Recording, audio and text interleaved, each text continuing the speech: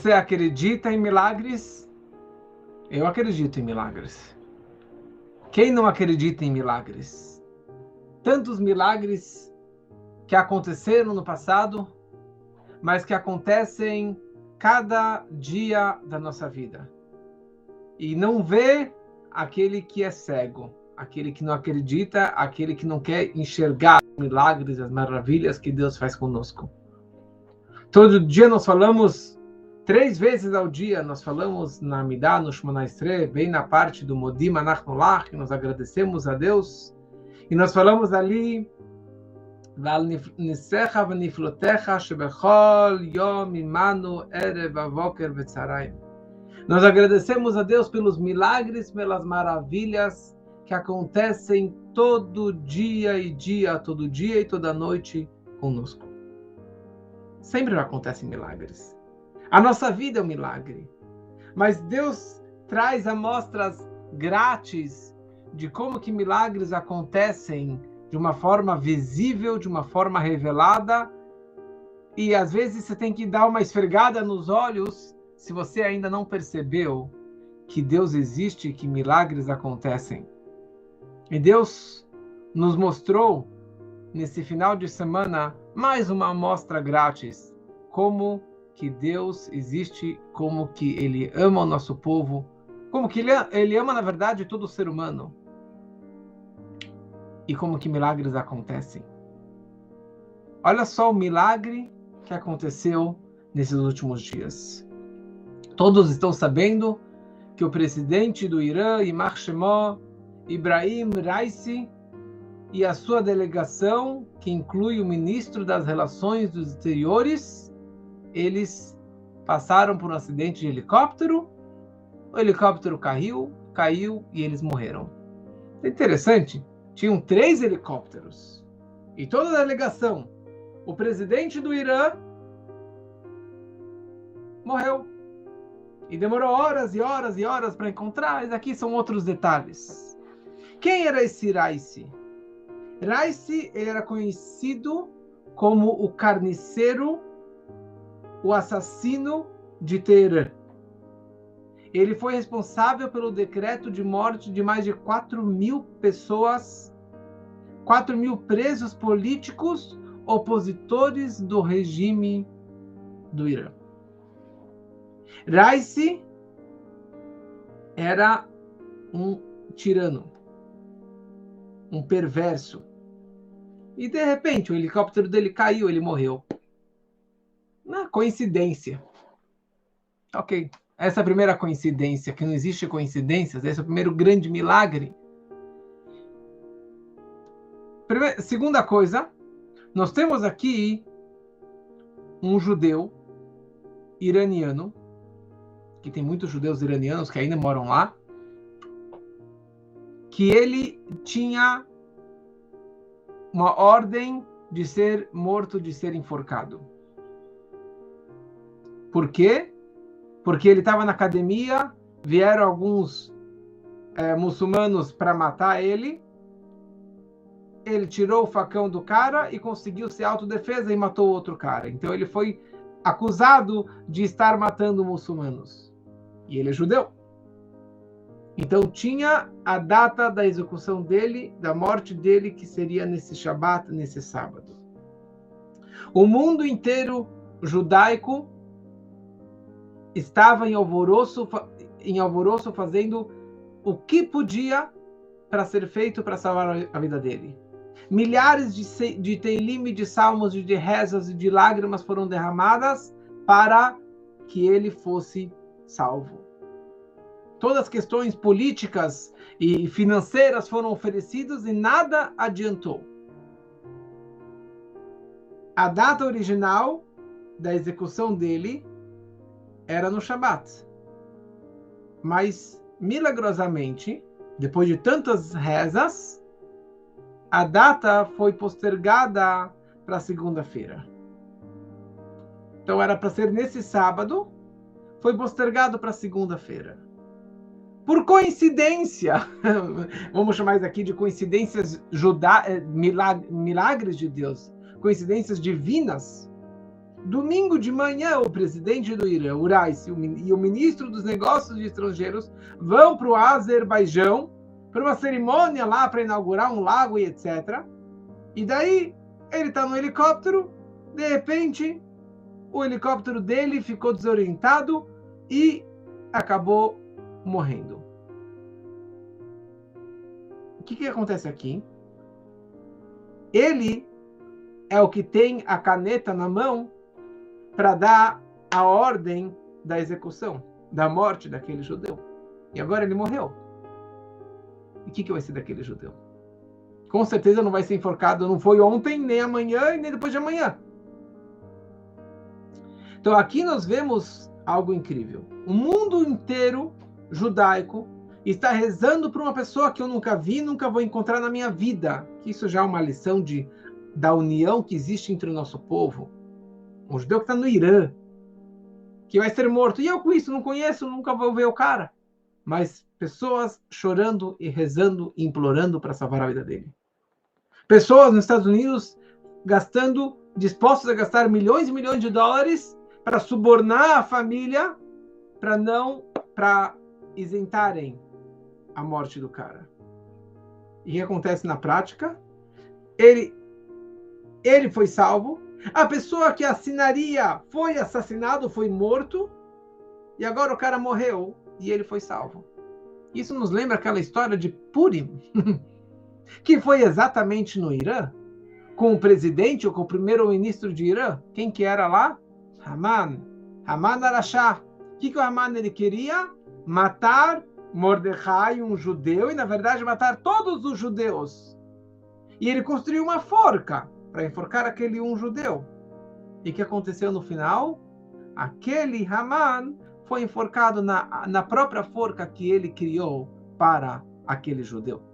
Então a história se repete no mesmo lugar, em Teherã, que ali é o túmulo do Mordecai e da Esther, da história de Purim. Então isso é só um início da nossa conversa de hoje, do Tânia, como a gente percebe que milagres aconteceram e acontecem, e se você não enxerga, o problema é teu, porque os milagres acontecem. É só você enxergar, e quanto mais você acredita em milagres, quanto mais você acredita em Hashem, mais você vai visualizar a providência divina, os milagres, as maravilhas que Deus faz conosco todos os dias.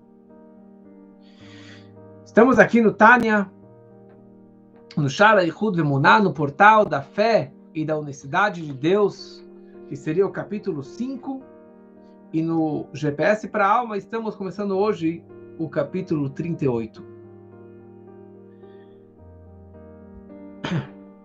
A Torá começa com uma frase super conhecida, Bereshit bara Elokim et hashamayim vet haaretz. No início, Deus criou os céus e a terra. Bereshit bara Elokim. No começo, Deus criou. Deus tem vários nomes. E cada nome representa o atributo que ele está usando, que ele está se expressando naquele nome. Então, quando a gente fala Kel, a gente não pode falar os nomes de Deus à toa. A gente fala Kel, que seria Alev Lamed, ou E-L, representa quando que Deus está fazendo Chesed, bondade. Elokim, na verdade seria com a letra Rei, Elo e depois Him, isso é o nome de Deus que representa justiça, um trabalho mais de severidade. E Yud-Kei Vav-Kei, o tetagrama, representa Rachamim, compaixão, misericórdia. E assim por diante. Cada nome tem a ver com o atributo, com a forma que ele está se expressando e se revelando para o mundo.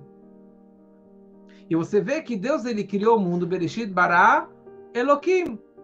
Ele criou o mundo com Elokim, que representa severidade, justiça. E não está escrito Bereshit bara Havayei Yudkei Vavkei, porque Havayei seria a compaixão. Então quer dizer que Deus ele começou a criar o mundo com Elohim, com justiça, com severidade.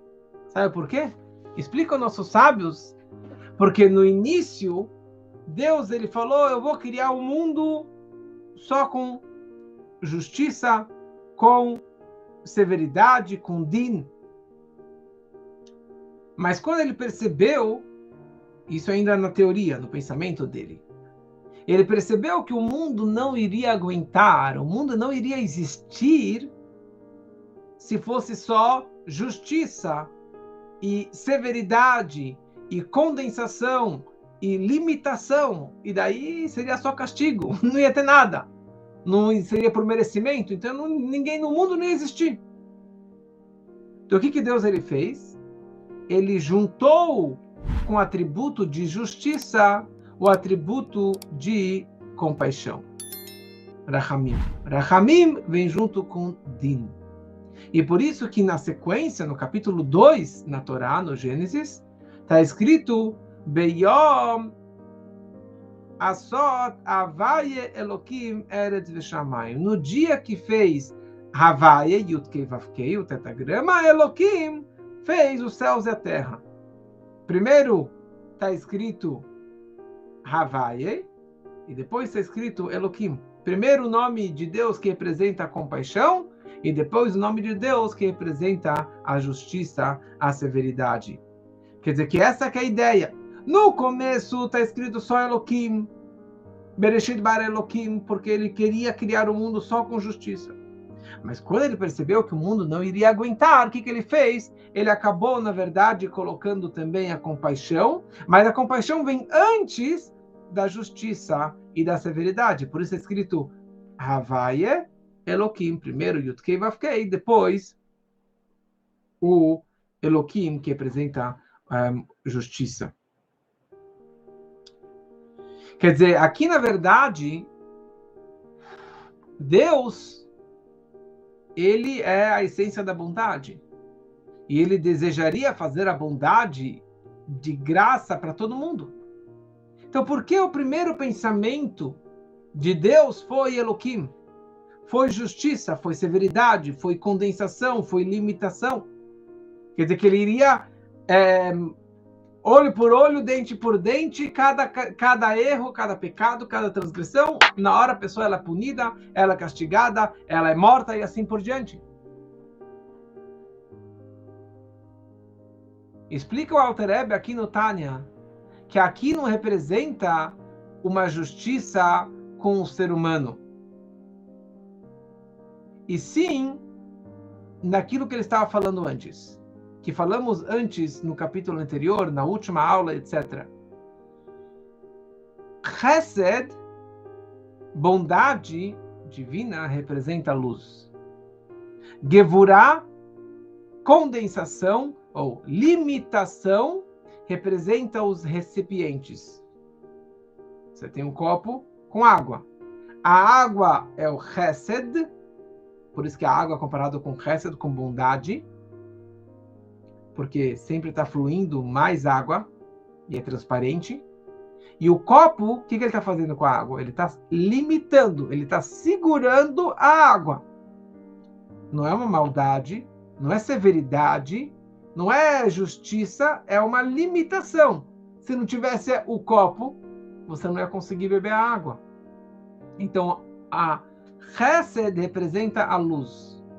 E a Gevurah representa os kelim, os recipientes que vieram condensar essa luz, limitar essa luz em catalisadores, em filtros, para que possam chegar até o nosso mundo limitado e tão distante de Deus. Então, na ideia inicial de Deus, ele falou, pela bondade máxima de Deus, ele falou, sabe o quê? Pelo meu amor que eu tenho por todos, eu não vou criar um mundo com bondade, eu vou criar um mundo com recipientes, cada macaco no seu galho. copos para que possam absorver essa luz infinita de Deus, essa luz máxima, essa bondade máxima de Deus, para que cada um possa receber conta-gotas, cada um possa receber aquilo que ele precisa. Porque se você vai ter uma torneira disparando água na sua casa, você vai acabar se afogando. Se você tiver muita energia, vai acabar pegando fogo. Muita comida, você vai acabar ficando muito gordo, ficar doente. Então, por isso que ele pensou, eu vou criar um mundo com limitadores, que seria o atributo de justiça, de limitação. Só que Deus, ele percebeu que com tanto tzimtzum, que com tanta ocultação e condensação, o que vai acontecer? Pode ocultar, a tal ponto que vai desaparecer aquela luz. Se você tiver uma casca de coco muito mais grossa, você nunca vai ter acesso ao fruto, ao líquido daquele coco. Imagina se você tiver uma casca muito grossa, você não vai conseguir ter acesso. Então, o que adiantou tudo isso? Então, se Deus criar muitas limitações e condensações e ocultações, então aquela bondade divina vai acabar desaparecendo totalmente do mundo. E ninguém vai existir, o mundo não vai existir, porque não vai ter luz divina. Então, o que ele fez? Ele fez a combinação dos dois, que é o Rahamim, Chesed, Gvurah, Tiferet. Bondade, justiça e beleza. A compaixão, a misericórdia, que é o equilíbrio perfeito entre os dois extremos da bondade e da justiça. E a grande questão é, cadê esse Rahamim? Onde que está a compaixão divina, a beleza divina, a expressão da compaixão de Deus dentro do mundo? Então, fala o Alter Rebbe aqui no Tânia, que a revelação dessa compaixão divina, Edgalut Elokut Aledei Tzadikim Veotot Umoftim Shebatorah. Isso está revelado através dos tzadikim, dos justos da geração, dos nossos grandes tzadikim, nossos grandes sábios e justos da geração, pessoas tão elevadas, e os milagres e as maravilhas da Torá e que acontecem, que esses grandes sábios, que nossos grandes mestres fazem esses milagres e maravilhas. O que quer dizer isso? Essa junção do Rahamim, da compaixão dentro da criação do mundo,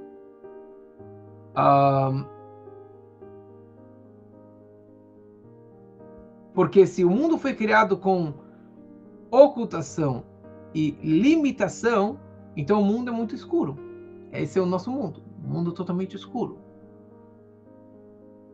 É um mundo sem cabimento. Como falei ontem, baseado nessa história, a ONU se levantaram para honrar um carniceiro, um assassino, como o presidente do Irã. É um mundo sem sentido. Como que eles dão honra para alguém como esse? E todo o atentado de Israel, de 7 de outubro, aconteceu graças a este homem. Então Deus, ele colocou esse ingrediente que se chama compaixão dentro da escuridão máxima e opaca, dentro de toda a ocultação de Deus, para que haja um raio de luz dentro do mundo. Quer dizer, um pouquinho dessa luz, ela, de vez em quando, ela dá uma luz dentro dessa escuridão, dentro desse mundo tão ruim, tão baixo. Como que o Maimônides, ele descreve a ideia dos nossos profetas, dos nossos Nevi'im. Toda a ideia da profecia é o seguinte: a pessoa, ela se encontra numa vida totalmente escura. E de repente vem um raio de luz. De repente vem uma luz divina, vem uma voz de Deus. E daí, o que acontece? Volta aquela escuridão como que era antes. Então existe a escuridão, mas de vez em quando vem uma profecia. Mas no momento que a pessoa ela vê essa luz, ela vê essa profecia, ou vê essa compaixão de Deus, isso você acaba se despertando. Então, essa junção entre a compaixão e a justiça tem duas formas dessa expressão da compaixão de Deus dentro desse mundo tão oculto. Uma opção é através dos tzadikim, dos nossos justos, do nosso povo, que sendo que a alma deles é extremamente elevada, então eles conseguem captar e atingir um nível espiritual muito além das limitações da natureza do mundo. E a segunda opção é os milagres, as maravilhas da Torá, como, por exemplo, a abertura do Mar Vermelho, que isso é uma revelação direta de Deus, tirando o povo do Egito, abrindo o Mar Vermelho, dando a Torá no Monte Sinai. O que quer dizer essa primeira opção? Que o tzadik da geração, o líder da geração, o rebbe da geração, ele faz milagres. Como que já contamos inúmeras histórias do nosso rebbe, de todos os rebbes, de todos os tzadikim de cada geração. No começo do Tânia, do GPS, explicamos o que significa um tzadik. Tzadik não é somente uma pessoa que faz o bem. Tzedek, justiça. Porque qualquer pessoa que faz o bem no seu pensamento, na sua fala, na ação, não faz dele um tzadik. Se eu dou muita tzedakah, muita doação, não me faz um tzadik. Se eu faço muita coisa boa, muita reza, muitas mitzvot, não me faz um tzadik. Tzadik, essencialmente, ele é uma outra categoria, uma outra essência, um outro DNA, uma outra formação. É um nível muito além, desproporcional a toda a humanidade, a todo o povo judeu. Em outras palavras, uma pessoa normal, ele não se transforma em um tzadik. Uma pessoa, ou ela nasce tzadik, ou ela não nasce tzadik. Quer dizer, ela nasce com o potencial de ser um tzadik. Ele nasce com esse dom, com as características para ser um tzadik. Essa grandiosidade para conseguir reconhecer Deus em tudo, em todas as situações. Então não é à toa que, principalmente no passado, se falava muito sobre tzadik nestar, tzadikim nestarim, os tzadikim ocultos, ou anônimos, que dizem que existe 36 tzadikim anônimos, desconhecidos, tzadikim ocultos, tzadikim nestarim, que o mundo, como a gente falou no capítulo 1 do Tânia, que tzadik é só do olam, o tzadik, ele é o pilar do mundo. Quando Deus falou, vou criar o mundo, o que ele falou? Vou criar o mundo para quem? Para estes tzadikim. Que o mundo se sustenta no mérito, no trabalho, na espiritualidade, na fé deles. Esses tzadikim, eles não estão trabalhando pelo mundo. Eles vivem neste mundo. O fato que ele existe, o mundo se sustenta. Mesmo que ele não está fazendo nada. Ele não está sendo o grande rebbe, o grande tzadik, o grande... Só o fato que ele existe. Não faz diferença se ele é um sapateiro, um carpinteiro, um morador de rua ou um líder do povo de Israel, como o nosso rebbe, que é um grande tzadik.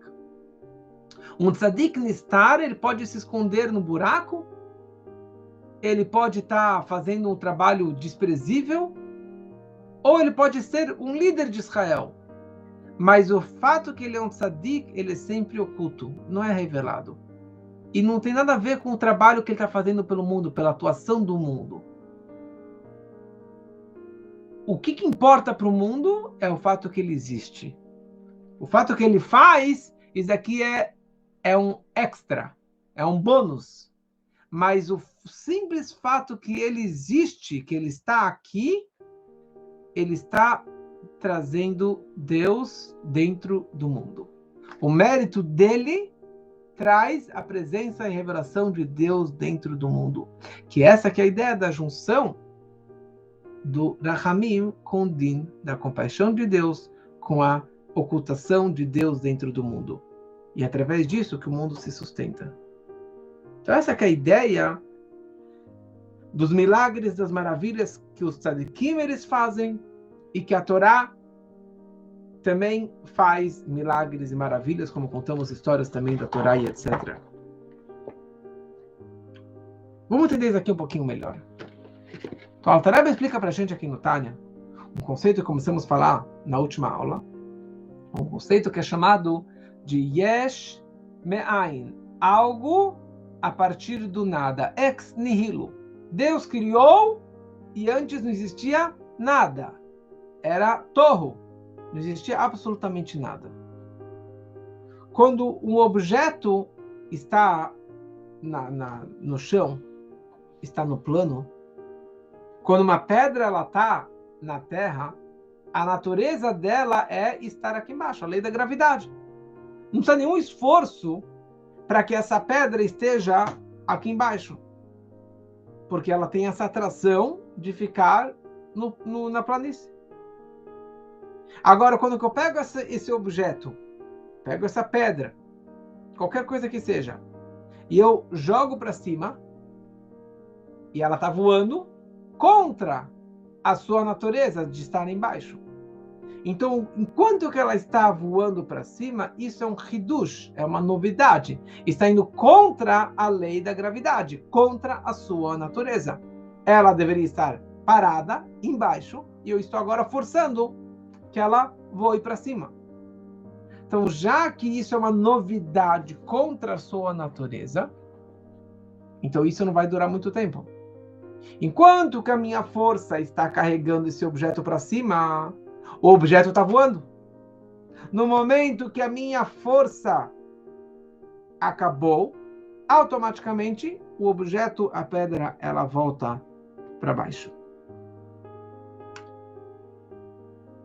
E a pergunta é a seguinte: no momento que a pedra ela estava voando,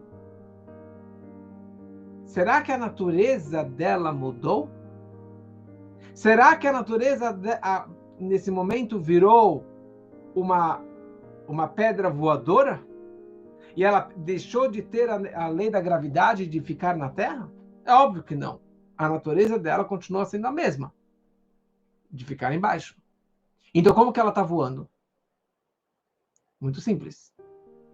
A pedra não está voando porque mudou a natureza para virar uma pedra voadora, mas porque o homem, a pessoa, colocou uma energia, uma força dentro daquela pedra, e isso transformou, deu a possibilidade que ela pudesse voar para cima. Colocou uma nova força, uma nova energia, uma força voadora. Então, por que ela voltou para baixo? Porque no momento que a força contra a energia dela, contra a natureza dela acabou, automaticamente ela volta para sua natureza, para sua essência, que é estar embaixo. Da mesma maneira, podemos explicar em relação à criação do mundo. Há 5.700 e poucos anos atrás, e hoje, Deus ele renova a criação do mundo a cada instante. A natureza do mundo é existir ou não existir? Durante milênios, ou não existia tempo, então sempre antes do Gênesis, antes de Deus criar o mundo simplesmente não existia. Não existia tempo, não existia espaço, nem homem, nem animal, nem nada. Então a natureza do mundo era de ser um Ain, de ser um nada. O fato que hoje existe a natureza e o ser humano e os animais e toda a natureza que existe, isso é contra a natureza do mundo. É contra. Da mesma forma que você pega a pedra, ela está voando, ela está indo contra a natureza dela. Então, o mundo só existe enquanto que a força divina está criando e recriando e recriando e empurrando o mundo para que ele exista. Mas no momento que essa força, que a fala divina, que falamos que Deus ele cria e recria o mundo a cada instante através das 22 palavras do Aleph Beit, o mundo simplesmente, o universo, com todas as galáxias, simplesmente vai voltar para sempre aquilo que não foi, que nunca existiu. Quer dizer, o mundo não vive por conta própria. O mundo só vive, só existe, porque Deus está criando a cada instante. Por isso que Deus é chamado de Criador. Não é que ele criou no passado, ele é o Criador a cada instante. Então, se um milésimo de segundo ele parar de criar, parar de falar o teu nome, o meu nome, ou o nome de qualquer criatura, ela simplesmente vai desaparecer. Então, com isso, nos entendemos melhor como que milagres e maravilhas acontecem. Se fosse yesh me yesh, algo a partir de algo, né? Nada se cria, tudo se transforma. Então Deus iria pegar a matéria-prima e ia transformar, fazer o ser humano e todas as criaturas que existem. Quer dizer, se disséssemos que Deus ele pegou uma matéria já existente e só mudou a formação do mundo, então o mundo não precisa de Deus para continuar existindo a cada instante.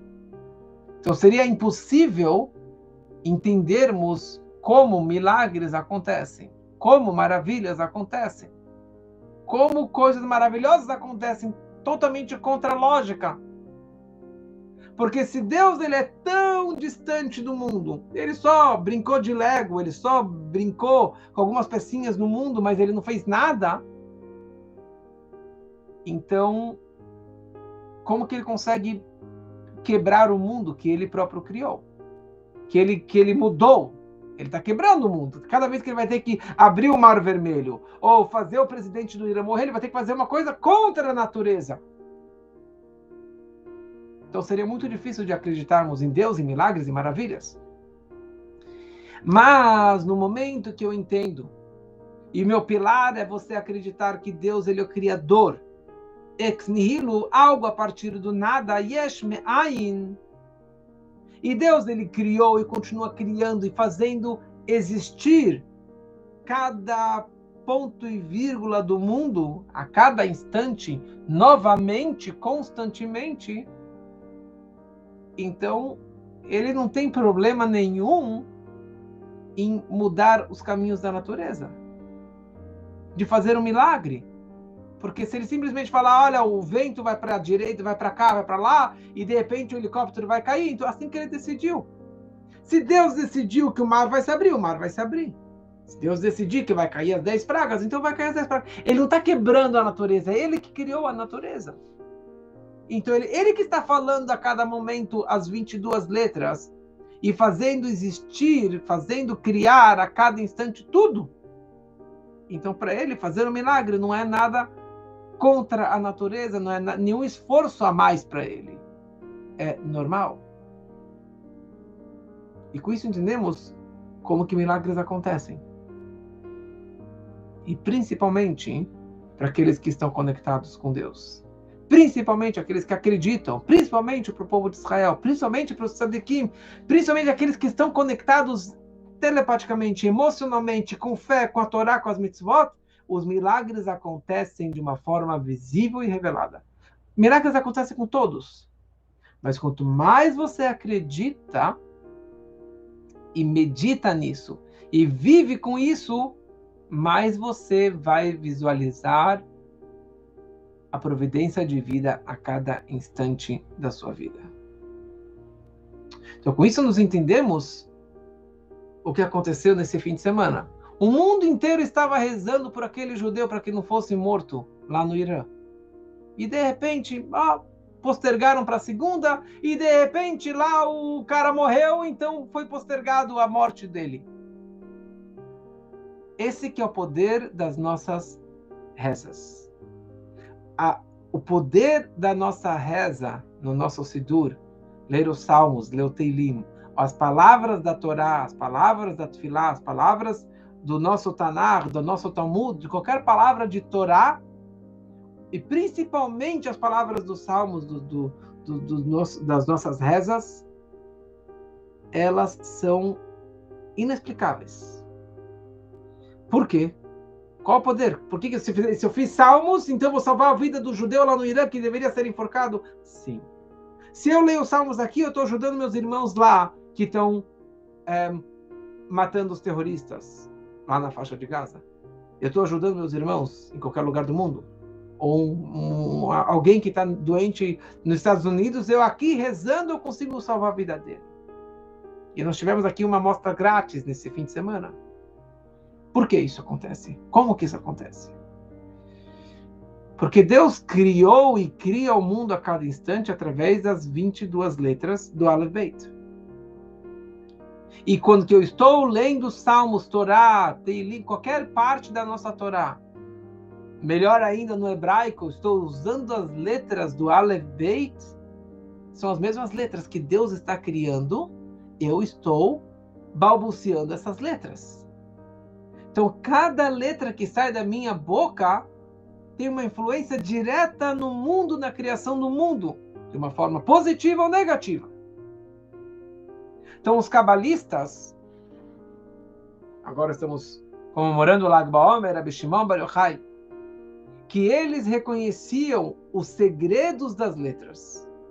E os segredos da criação do mundo, eles sabiam quais letras falar e qual momento falar para conseguir mudar a situação, mudar todo o que queria acontecer.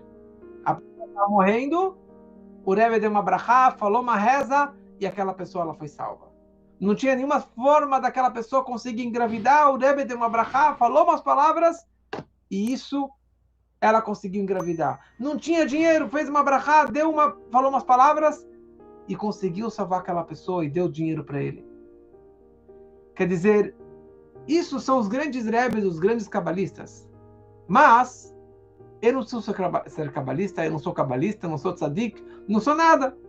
Mas eu simplesmente, quando eu pego o meu Sidur, meu livro de reza, eu pego meus salmos, eu pego a Torá, eu pego a Hassidut, qualquer livro de Torá, e eu leio com os lábios, usando as minhas 5 forças da fala, e não escaneando. Tem lugares que ensinam que basta você só escanear com os olhos, né? Leitura dinâmica com os olhos. No judaísmo isso não funciona. Se você quer atrair a energia da reza, da brachá, do estudo, você tem que mexer os lábios. Os lábios é como se você estivesse fazendo isso aqui na prática, essa reza. Fazendo na prática esse pedido. Então aqui nós estamos usando o trecho que os nossos sábios, com S maiúsculo, escreveram há séculos ou há milênios. Os salmos do rei Davi, de mais de 3.000 anos. Cada letra, cada entonação, cada pontuação é exata. E na hora que eu leio, simplesmente eu lendo os salmos, lendo o Shema Israel, lendo a Torá, exatamente como que está escrito, o canal é aberto. Porque eles sabiam os canais de transmissão. Então você lendo esse salmo, você vai transmitir essa energia. Aquele salmo, aquela energia, essa reza, para isso, cada coisa tem um momento específico. E com isso eu consigo transformar a minha vida, a minha saúde, o meu sustento e assim por diante. Por outro lado, eu tenho que cuidar da minha fala também. De não falar lashon hará, de não falar maledicência, não falar mal dos outros, não falar mentira, não enganar, não fazer nada de errado com a minha fala. Porque eu posso também fazer algo muito negativo dentro do mundo.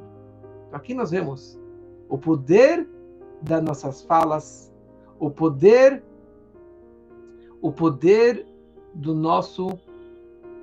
da nossa conexão com Hashem.